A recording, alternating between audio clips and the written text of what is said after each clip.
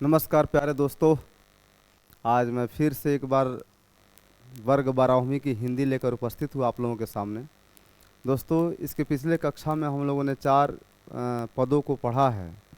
आज हम लोग भूषण जी के द्वारा लिखी एक गीत है, वीरता का गीत। जो वीरता होता है ना, उसका एक गीत गा करके बखान किए हुए हैं भूषण जी।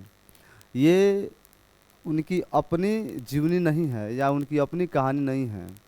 ये हमारे ही भारत के दो वीर जवानों का, दो शेर वीर, सूरवीर उसको हम कह सकते हैं, उनकी वीरता की गाथा को ये अपने शब्दों में रखने का प्रयास किए हुए हैं।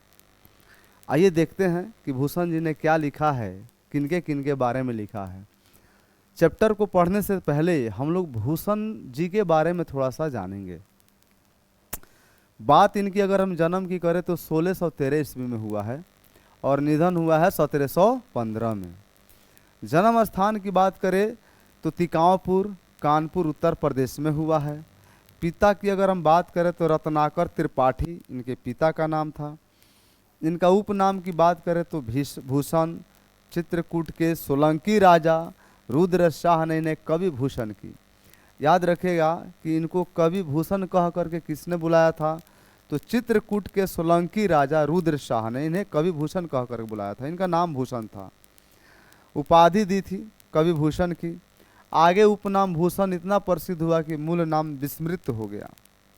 मतलब कहने का सेंस है कि आगे चल करके इनका नाम भूषण इतना प्रसिद्ध हो गया, इतना प्रसिद्ध हो गया, इनका जो मूल नाम कवि भूषण था वो गायब हो गया। तब से जाकर के लोग इसको केवल भूषण के नाम से पुकारने लगे। प्रमुख आश्रय दाता। आश्रय दाता का मतलब क्या होता है? आश्रय दाता का मतलब होता है जो रहने के लिए शरण दे, आपको घर दे, उसे आश्रय दाता कहा जाता है। Sweetest love I do not go भी एक आश्रय दाता के घर जाकर के जॉन डॉन रहता है और उन्हीं की भतीजी से शादी करता है। हालांकि इंग्लिश भी हम लोग पढ़ने वाले हैं, पहले इसको देख लिया जाए अभी जो हमारे सामने है। आगे हम इनके बारे में थोड़ा सा बात करें तो मैं अभी बता रहा था प्रमुख आश्रयदाता, तो छत्रपति शिवाजी। जो छत्रपति शिवाजी जो थे, पुणे में उनका जन्म हुआ था। समझे कि वो मतलब हिंदू सम्राट, हिंदू हृदय सम्राट कहा जाता है उनको। तो छत्रपति शिवाजी, उनके घर में ये मतलब रहे थे। शिवाजी के पुत्र साहू जी एवं पन्ना के बुंदेला राजा छत्रसाल जो थे, उन लोगों ने भी इनको अपने यहाँ रहने की व्यवस्था कराई थी भूषण को। विशेष की अगर बात करें इनके जीवन में क्या विशेष था, तो रीतिकाल के प्रसिद्ध कवि चिंतामणि त्रिपाठी और मतीराम भूषण के भाई के रूप में जाने जाते थे। मतलब इनके अगर हम कहें जान पहचान के बारे में अगर बात करते तो रीतिकाल के प्रसिद्ध कवि जो थे चिंतामणि त्रिपाठी और मतीराम भूषण के भाई के रूप में मतलब इनके दो भाई थे जिनका नाम था चिंतामणि त्रिपाठी और मतीराम भूषण, ये दोनों उनके भाई थे। कृतियाँ मैं कई बार जिक्र कर चुका हूँ। कृतियाँ का मतलब क्या होता है? कृतियाँ का मतलब होता है साहित्यिक रचनाएं, कविता, कहानी, ये सब। शिवराज भूषण जो 384 छंदों में है, 105 अलंकारों का निरूपण और छत्रपति शिवाजी की प्रशस्ति करने वाले मुक्तकों का संग्रह है। शिवा बावनी जो 52 मुक्तकों में छत्रपति शिवाजी की वीरता का बखान हुआ है। छत्रसाल दशक जो 10 छंदों में महाराज छत्रसाल की वीरता का यशोगान किया गया है। ये 3 कृतियाँ अप्राप्य है। भूषण हजारा, भूषण उल्लास, दूषण उल्लास कुछ अस्फुट पद में भी प्राप्त होते हैं। अब जरा देखिए कि इन्होंने खास करके छत्रपति और छत्रसाल के बारे में ही लिखा है। और क्यों लिखा है? क्योंकि अभी अभी मैंने बताया था कि आश्रयदाता थे ये दोनों उनके। इन लोगों के घर में ये जाकर भूषण जी रहे हैं और दोनों व्यक्ति की, छत्रपति शिवाजी और छत्रसाल के जो बुंदेलखंड के राजा थे और छत्रपति जो थे वो पुणे के, महाराष्ट्र के जो महाराजा थे, इन दोनों की वीरता को, दोनों की जो मतलब जो भी इनके अंदर की जो गुण था, क्वालिटी था, अपने नज़रों से, अपने आँखों से देखा था। और कैसे ये दोनों व्यक्तियों की वीरता का बखान गीत गा कर के कह रहे हैं, आइए हम लोग देखेंगे और समझेंगे। सबसे पहले तो कवित का मतलब तो आप लोग समझ ही रहे हैं, कवि का गीत। कवित का मतलब होता है कवि का गीत। कवित दो शब्दों से मिलकर बना हुआ है, कवि जोड़ गीत। कवि अगर किसी के बहादुरी की गाथा को, किसी की कहानी को, कोई भी बात को अगर गीत गा करके कह रहा, अपने गीत गा करके बता रहा है उसके बारे में, उसे कवित कहा जाता है। तो जो पहला कवित है ये है छत्रपति शिवाजी के बारे में। ये जो पहला कवित है ये छत्रपति शिवाजी के बारे में है, जहाँ पर इन्होंने रहा है। छत्रपति शिवाजी की वीरता के बारे में ये गीत गाकर क्या बता रहे हैं, कैसे बता रहे हैं, आइए समझते हैं हम लोग। देखिएगा, इस चीज को समझने के लिए मैं पहले आपको थोड़ा सा कुछ अलग से बात बताना चाहूँगा। ये तुलना किए हुए हैं उनकी वीरता का, छत्रपति शिवाजी की वीरता का तुलना बहुत सारे चीज़ों से किए हुए हैं, और उसको बड़ी बारीकी से देखिएगा, सुनिएगा, समझिएगा तो आपको बेहतर ढंग से समझ में आएगा, नहीं तो नहीं समझ में आएगा। समझना है कि इंद्र जिमी जंभ पर, इंद्र भगवान इंद्र, जिमी में का मतलब होता है जैसे, जंभ मतलब यम, यम मतलब यमराज, पर मतलब इंद्र जी का जिस प्रकार यम पर, बाड़ो जयो अंभ पर, यहाँ जौ का भी मतलब होता है जैसे, बाड़ो का मतलब होता है अग्नि, और अंभ का मतलब होता है जल। बाणों का जैसे जल पर, रावण संदंभ पर, संदंभ का मतलब होता है ताकतवर, अत्याचारी भी होता है।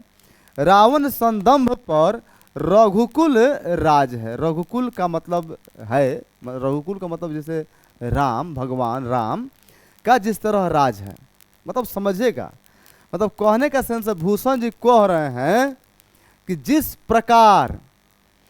प्रकार इंद्र का कंट्रोल, नियंत्रण, मतलब राज का मतलब समझ रहे ना, समझे कि उस पर उनका राज है, जब चाहे जब उसको मतलब क्षतिग्रस्त कर दे सकते हैं, बर्बाद कर सकते हैं, खत्म कर सकते हैं, इसका ये बताया जा रहा है। मतलब उसको जब चाहे जब समाप्त कर सकते हैं, और समाप्त करने वाला वही है, कोई और नहीं है। तो जिस तरह इंद्र का कंट्रोल जो होता है किस पर है, यम पर है, मतलब इंद्र जब चाहेंगे यम का सर्वनाश कर सकते हैं।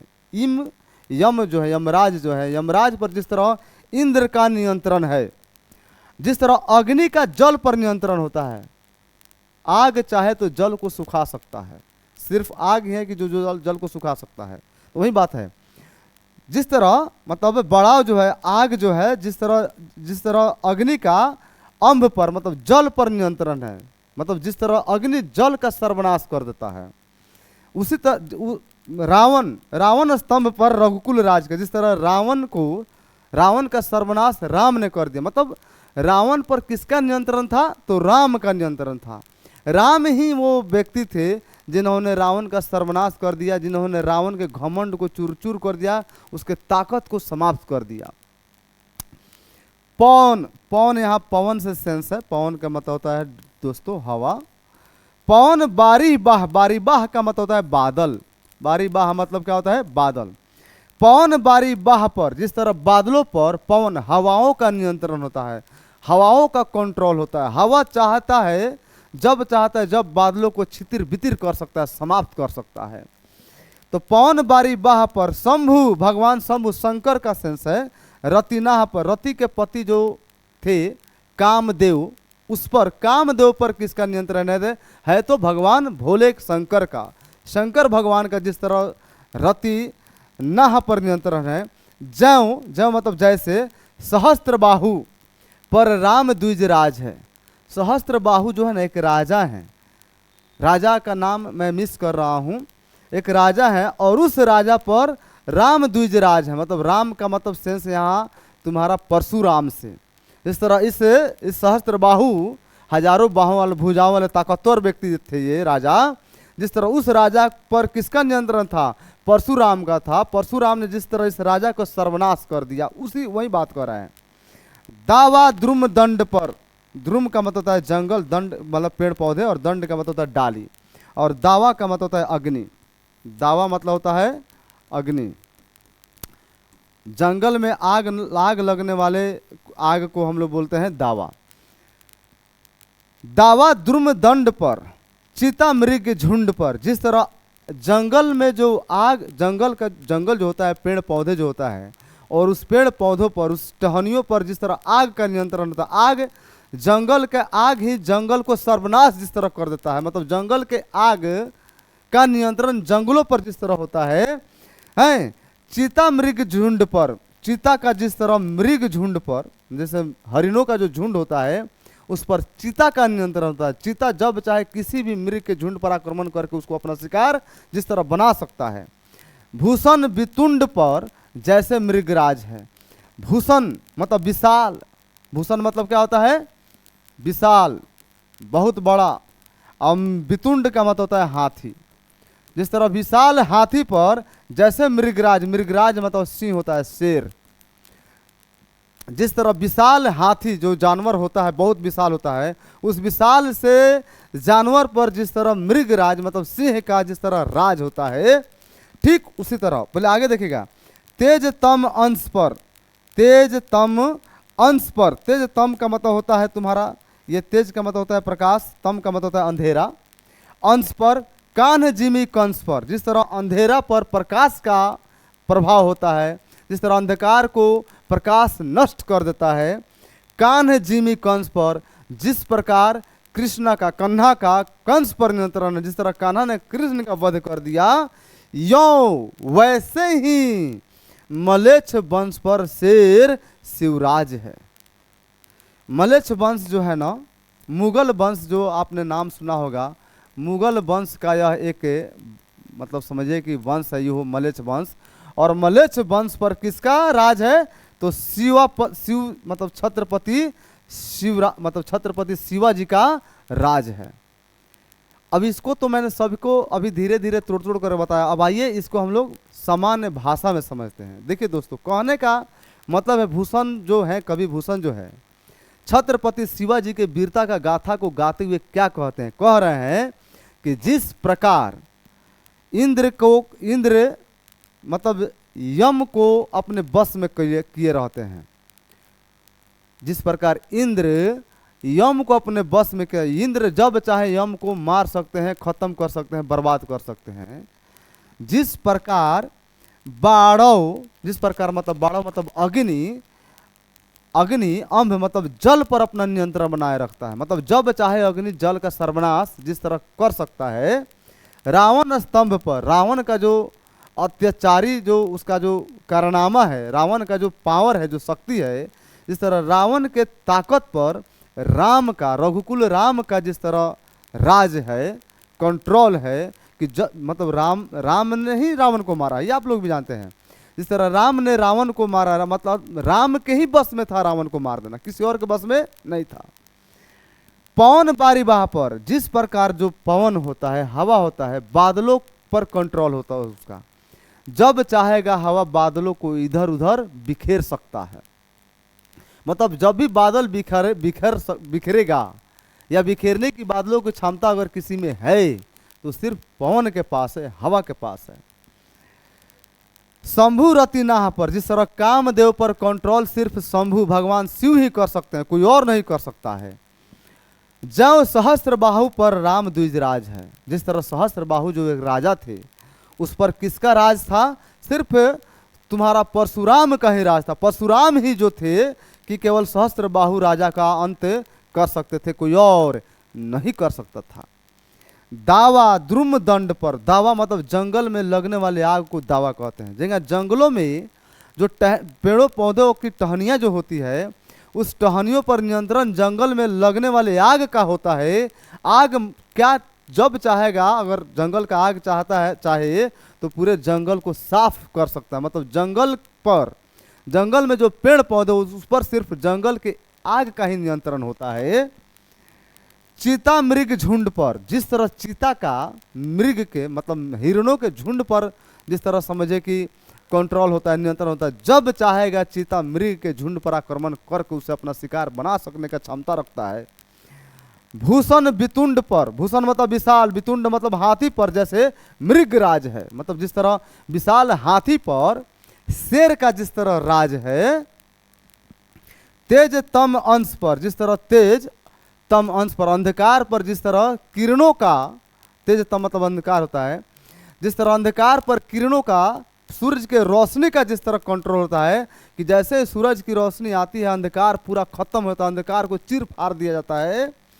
कान्ह जिमी कंस पर, जिस तरह कान्हा का, कृष्ण का कंस पर नियंत्रण था, कंस को मारने का सिर्फ एक ही व्यक्ति के पास साहस था, वो थे कृष्ण।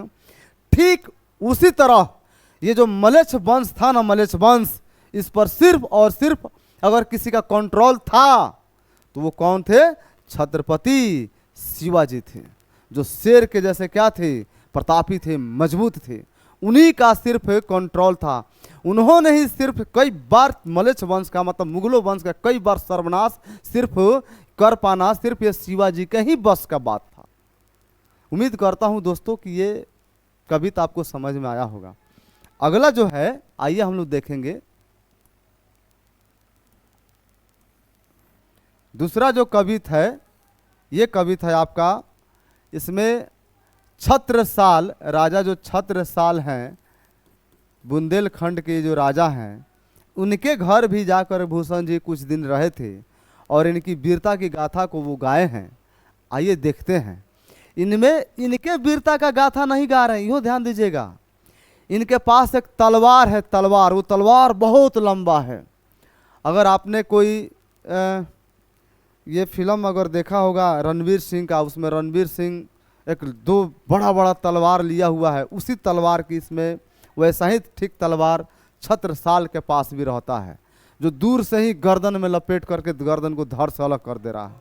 आए ना, पद्मावत नहीं मूवी है वो, कोई और मूवी है, मैं मूवी का नाम याद मुझे नहीं आ रहा है।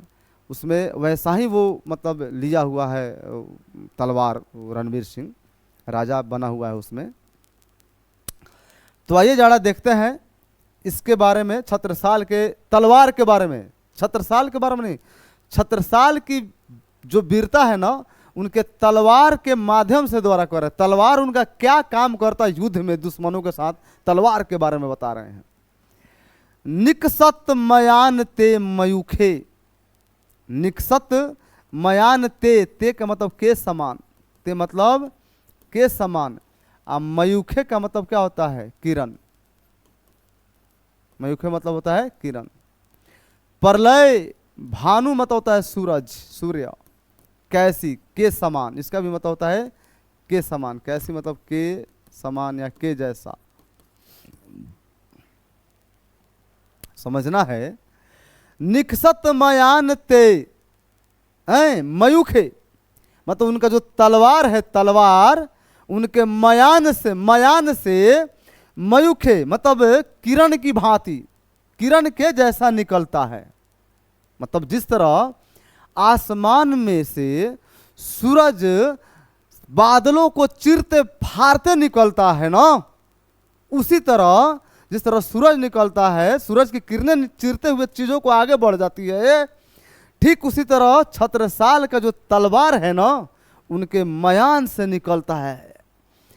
प्रलय भानु कैसी, जिस तरह भानु का मतलब सूरज है, कैसी मतलब के समान, जिस तरह प्रलयकारी सूरज, ये उस सूरज की बात नहीं हो रहा है डियर, जो रोज सूरज आप देखते हैं अपने जीवन में, सूरज बड़ी प्यार से निकल रहा है और धरती पर चारों तरफ रोशनी ही रोशनी बिखेर देता है, ये उस सूरज की बात नहीं हो रहा है।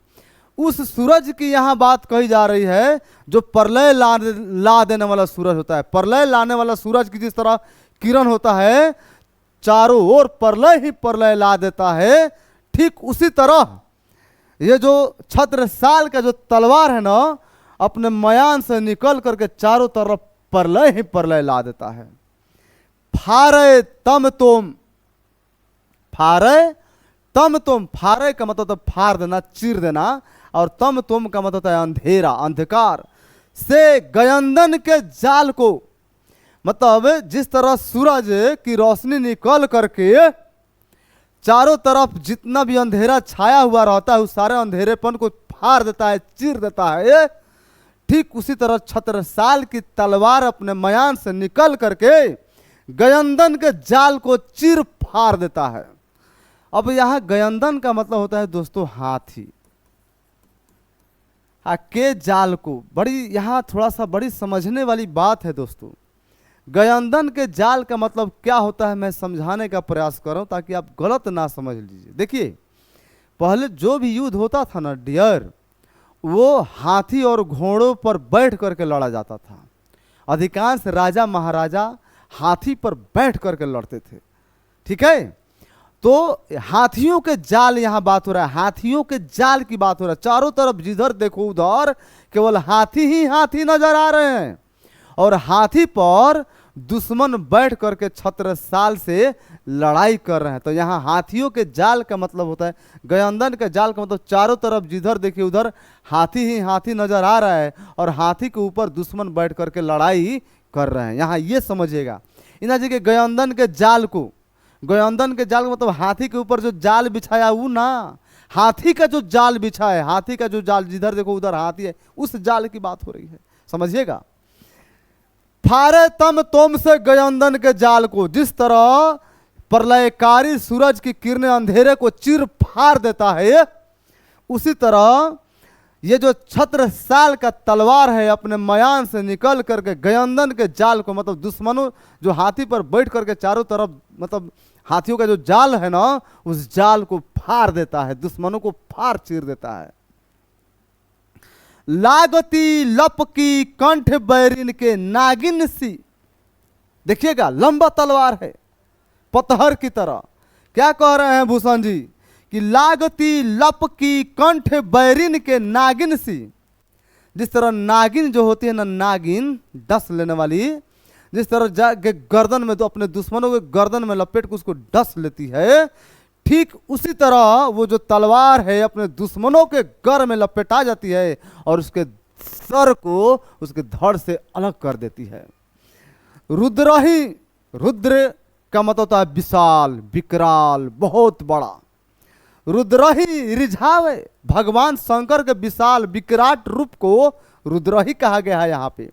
रुद्रही रिझावे दय दय मुंडन की माल को, और वो जो तलवार है दुश्मनों के सर को काट करके भगवान भोले शंकर जो रुद्र रूप लिए हुए हैं उनको अपने तरफ रिझा रहा है। मतलब समझे कि उनको गर्दनों, जो गर्दन है, जो मुंडन है, जो मुड़ी है ना, उनको समझे कि उन समर्पित कर दे रहा है कि लीजिए, जितना रक्त पीना है पी लीजिए आप। लाल क्षितिपाल, क्षितिपाल का मतलब होता है प्रतिपालक, मतलब क्षितिपाल का मतलब होता है धरती को पालने वाला। आप सोच रहे हो धरती को पालने, मतलब राजा को क्षितिपाल कहते हैं। लाल, लाल मतलब संतान को कहते हैं। यहाँ भूषण जी समझे कि एक लाल के रूप में उनको संबोधन कर रहे हैं कि हे लाल मतलब हे राजन, हे राजा, लोगों को पालन करने वाले छत्रसाल महाबाहुबली, कहाँ लौ बखान करूं तेरी करवाल को। भूषण जी कह रहे हैं कि हे लाल, हे क्षितिपाल, हे राजन, हे राजा, हे छत्रसाल, हे महाबाहुबली बली, कहाँ लौक बखान करूं तेरी करवाल को। मैं तुम्हारे तलवार जो है किस तरह दुश्मनों के गर्दन को काट के धड़ से अलग कर दे रहा है, किस तरह दुश्मनों को चीर दे रहा है, मैं कहाँ तक उसकी बखान करूं, कितना बखान करूं। बखान करते करते मैं थक जाऊंगा, लेकिन तुम्हारी तलवार की गाथाएं समाप्त नहीं होगी। प्रतिभट,